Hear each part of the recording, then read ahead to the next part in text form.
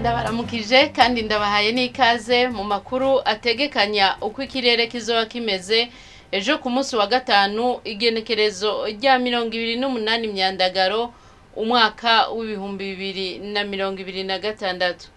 Imbere y'umutaga hitezwe ikirere kizoba hakirimwo izuba n'ibicu bike bike mu ntara zose zigize igihugu cacu. Ibipimo vy'ubushuhe bizoba biri hasi kurusha ahandi bikazokwibonekeza Ingozi mu ntara ya Butanyerera kuri doka Celsius 14. Inyuma y'umutaga hitezwe naho nyene ikirere kizoba hakirimwo izuba n'ibicu bike bike mu ntara zose zigize igihugu. Ibipimo vy'ubushuhe bizoba biri hejuru kurusha ahandi bikaba vyitezwe mu Cibitoke mu ntara ya Bujumbura kuri doka Celsius 34.